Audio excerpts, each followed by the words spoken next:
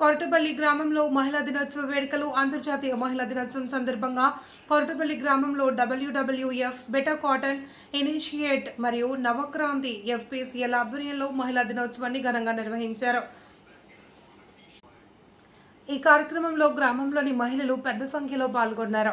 ఈ సందర్భంగా మహిళల సాధికారత, లింగ సమానత్వం, స్థిరమైన వ్యవసాయ పద్ధతుల ప్రాముఖ్యత గురించి అవగాహన కల్పించారు. మహిళలు వ్యవసాయంలో మరియు కుటుంబ ఆర్థికాభివృద్ధిలో కీలక పాత్ర పోషిస్తున్నారు అని తెలిపారు. ఈ కార్యక్రమానికి కొరటపల్లి సర్పంచ్ మ్యాకల మహేశ్వరి ముఖ్య అతిథిగా హాజరై మహిళలకు ప్రోత్సాహకరమైన సందేశాలు అందించారు. మహిళలు విద్య, ఉపాధి మరియు వ్యవసాయ రంగాలలో ముందుకు రావాలి అని, తమ హక్కులను తెలుసుకుని ఆత్మవిశ్వాసంతో ఎదగాలి అని సూచించారు. ఈ కార్యక్రమంలో WWF manager Nikhita, APUM Madhavi, field facilitator Vanitha మరియు ఇతర ఫీల్డ్ ఫెసిలిటేటర్లు పాల్గొని మహిళలకు అవగాహన కల్పించారు. గ్రామ మహిళలు ఉత్సాహంగా పాల్గొని మహిళా దినోత్సవాన్ని ఆనందంగా జరుపుకున్నారు.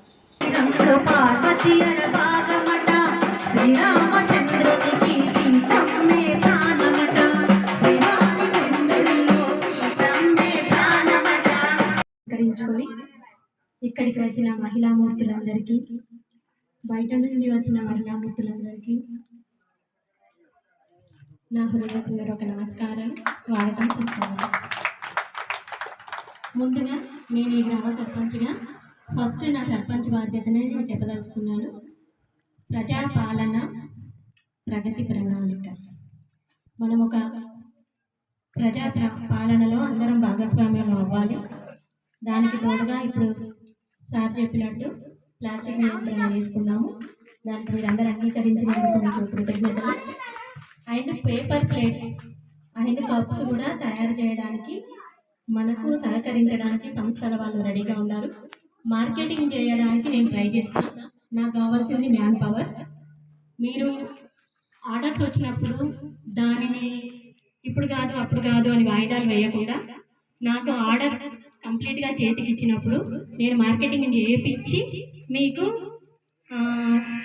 సంపాదించుకునేలాగా ప్రోత్సహిస్తాను. దానికి మీరు నాకు ఒక మంచి గ్రూపును చూపించగలరు. మీ అందరికి చాలా బాగా పాటలు పాడారు. మహిళలు చాలా ముందుకొచ్చారు. మా గ్రామీణ ప్రాంత మహిళలను చాలా ఉత్తేజపరిచారు. కాబట్టి నేను నాకు తెలిసిన 2 విషయాలు చెప్పదలుచుకున్నాను. అంతర్జాతీయ మహిళా దినోత్సవం అంటే ఒక ఉద్యమం. ఒక శ్రామిక మహిళలు 1908వ సంవత్సరంలో న్యూయార్క్ నగరంలో వాళ్ళ పని కోసం, వాళ్ళ హక్కు కోసం, వాళ్ళ అణిచివేత కోసం, వాళ్ళ పనికి తగ్గ వేతనం కోసం మొదలైన పోరాటం ఇది. అందుకే ఇంటర్నేషనల్ మహిళా దినోత్సవం అంటారు దీన్ని. ఎందుకంటే మహిళ కూడా పురుషునితోని సమానంగా పనిచేయగలదు. అసలు ఈ సమాజం ఉన్నదే స్త్రీ వల్ల. స్త్రీ లేనిదే సృష్టి లేదు. సృష్టి లేనప్పుడు ఎక్కడ నుంచి జగతి మొదలవుతుంది? స్త్రీ సృష్టికే మూల కారణం మహిళ. కాబట్టి సమాజం దృఢంగా ఉండాలంటే ఫస్ట్ మనం దృఢంగా ఉండాలి. ఇంట్లోళ్ళకే తిండి పెట్టి మనం తినకుండా ఉండడం కాదు, మనం కూడా తినాలి ఫుడ్ అనేది. ఆ రకంగా ఎత్ర నార్యంతు పూజ్యంతే రమతే తత్ర దేవత అన్నారు. ఎక్కడ స్త్రీలు పూజించబడతారో, ఎక్కడ స్త్రీలు గౌరవించబడతారో అక్కడ దేవతలు సంచరిస్తారు, అక్కడ దేవతలు నివాసం ఉంటారు అన్నది మన పురాణాలలో ఎప్పుడో మన వాళ్ళు చెప్పింది. దాన్ని మనం గుర్తుంచుకొని మహిళా శక్తిగా ముందుకు రావాలి, అన్ని రంగాలలో ముందుకు రావాలి. అలా ముందుకు రావాలంటే మనకు బేసిక్ నాలెడ్జ్ చదువు రూపకంగా కానీ, సంస్కార రూపకంగా కానీ మనం నేర్చుకోవాలి. ఈడికి పోతే ఏమొస్తుంది, ఆడిపోతే ఏమొస్తుంది అని అనుకోకూడదు. ఎక్కడికి పోయినా కొంచెం నాలెడ్జ్ అనేది ఖచ్చితంగా గ్యాదర్ చేసుకోవాలి. దాంతో మనము ముందుకు వెళ్ళాలి. మహిళలు అన్ని రంగాలలో ముందుకు రావాలి. ఇంట్లో పిల్లలను కూడా, మగపిల్లలను, ఆడపిల్లలని లింగ వివక్షత లేకుండా సమానంగా వాళ్ళ ఆర్థిక పరిస్థితులను బట్టి, ఒకరు కొంత మధ్యతరగతి వాళ్ళు ఉంటారు, కొందరు హయ్యర్ వాళ్ళు ఉంటారు, కొందరు మిడిల్ వాళ్ళు ఉంటారు, లోయర్ వాళ్ళు ఉంటారు. వాళ్ళ ఆర్థిక పరిస్థితిని బట్టి పిల్లలలో మాత్రం విభేదాలు చూపకుండా తెలుగు మీడియం అబ్బాయిని చదివిస్తే అమ్మాయిని కూడా తెలుగు మీడియమే చదివించాలి. తెలుగు మీడియం ఇంగ్లీష్ మీడియం అబ్బాయిని చదివిస్తే అమ్మాయిని కూడా ఇంగ్లీష్ మీడియమే చదివించాలి. ఆ రకంగా సమానత్వం చూపించాల్సింది ఖచ్చితంగా. ఆ రకంగా మనం ముందుకు వెళ్ళాలి.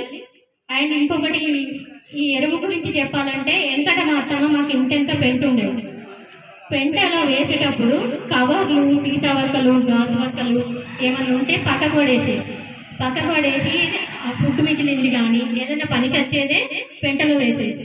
అది తీసుకుపోయి మేము మా చేనులు వేసుకునేవాళ్ళం. ఆల్మోస్ట్ అందరం అట్లనే చేస్తాము. ఇక్కడ పెంటలు ఉన్న వాళ్ళైతే అలాగే చేస్తాము. సేమ్ అలాంటి కాన్సెప్టే ఇప్పుడు మన సెగ్రిగేట్ చేసే విధానం.